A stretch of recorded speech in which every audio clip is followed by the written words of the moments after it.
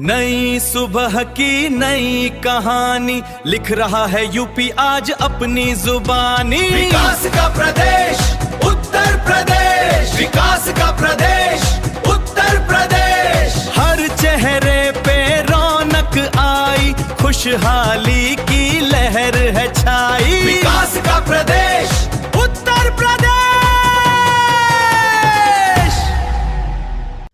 नमस्कार श्रोताओं, मैं हूं आपकी दोस्त चेतना और आप सुन रहे हैं रेडियो जागो 90.4 FM हरदोई पर विकास का प्रदेश उत्तर प्रदेश, जहां हम बताते हैं उन कहानियों को जिनमें स्वाद भी है, संस्कार भी है और स्वरोजगार भी है।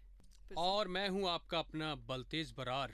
दोस्तों, आज हम आपको ले चलेंगे पूर्वांचल की उस धरती पर जहां मिठास सिर्फ चीनी में नहीं परंपरा से घुली है, जहां आज की कहानी अंबेडकर नगर की है।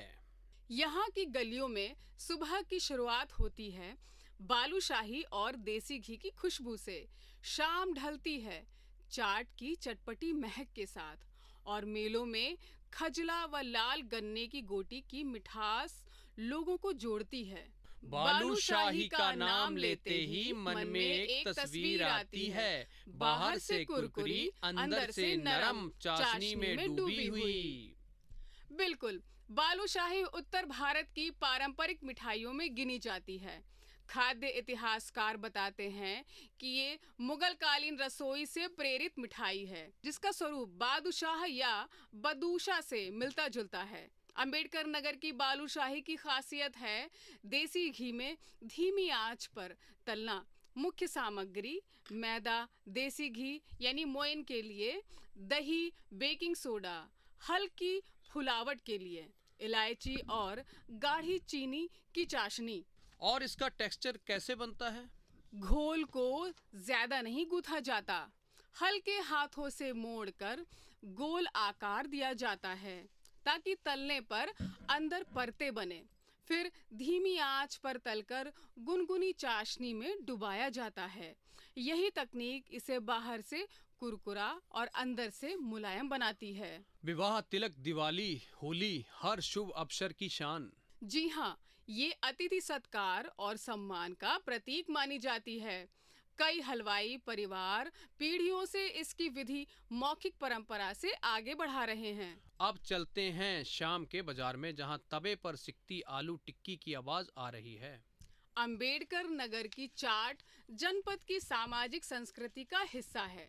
मुख्य सामग्री है आलू टिक्की, उबले मटर या चना, दही, इमली की मीठी चटनी, हरी धनिया पुदीना चटनी, चाट मसाला, सेव और धनिया।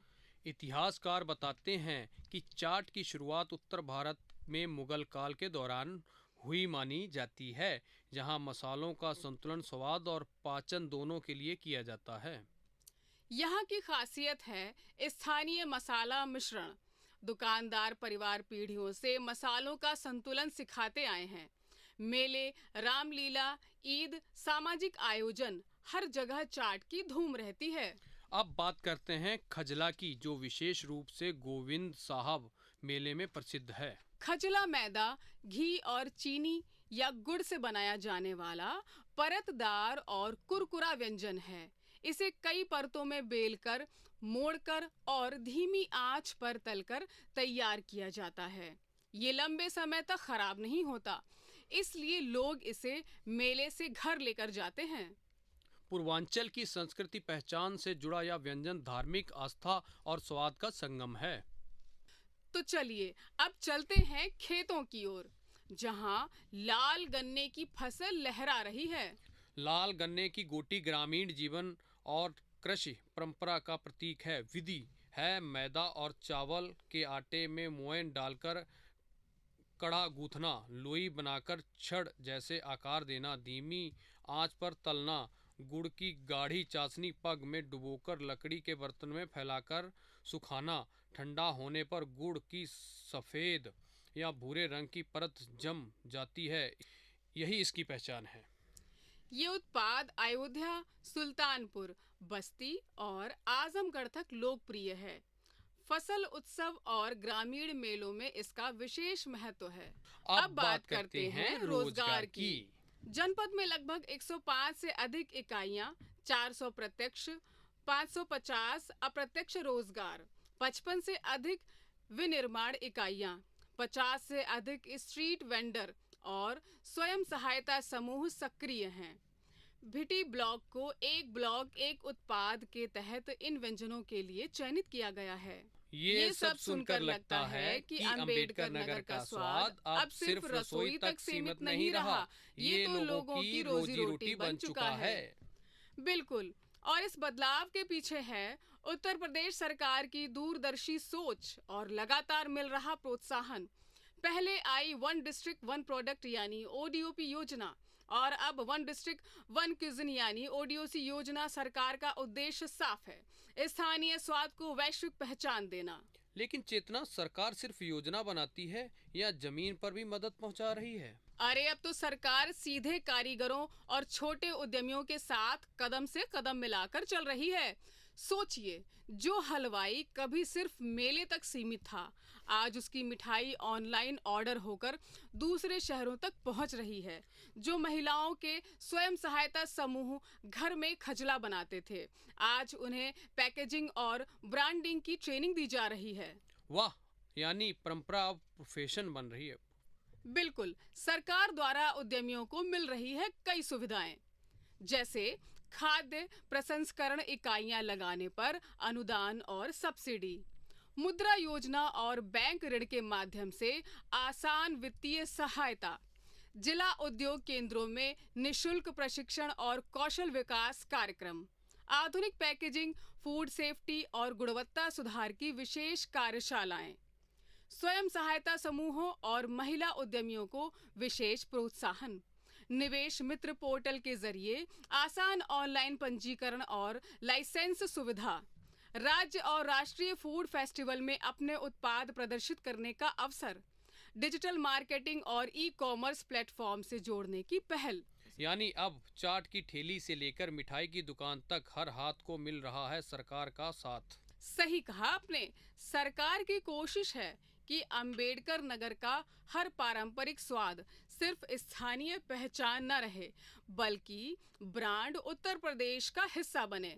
और यही तो असली आत्मनिर्भरता है, जब परंपरा भी बचे, रोजगार भी बढ़े और युवा अपने जिले में भविष्य तलाशें।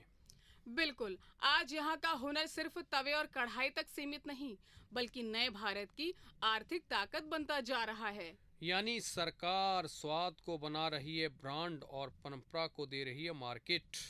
कुछ चुनौतियां भी हैं, आधुनिक मशीनरी का अभाव, गुणवत्ता में असंगति, स्वास्थ्य को लेकर भ्रांतियां, लेकिन सरकार प्रशिक्षण और जागरूकता से इन चुनौतियों को अवसर में बदल रही है। तो श्रोताओं, अंबेडकर नगर की यह कहानी सिर्फ मिठाइयों की नहीं, बल्कि मेहनत, परंपरा और विकास की कहानी है। जब देसी घी की खुशबू, चाट की चटकार, खजले की कुरकुराहट और गन्ने की गोटी की मिठास सब मिलते हैं, तब बनता है विकास का स्वाद। यही है विकास का प्रदेश उत्तर प्रदेश, यहाँ की परंपरा भी है, प्रगति भी है और हर हाथ थाली में आत्मनिर्भरता की मिठास भी है। नमस्कार, फिर मिलेंगे नई कहानी के साथ। आप सुन रहे थे रेडियो जागो 90.4 FM हरदोई। सुनो दिल से, जागते रहिए क्योंकि जागना जरूरी है। सुनो सुनो यूपी की पहचान, हर जिले में स्वाद महान, एक जनपद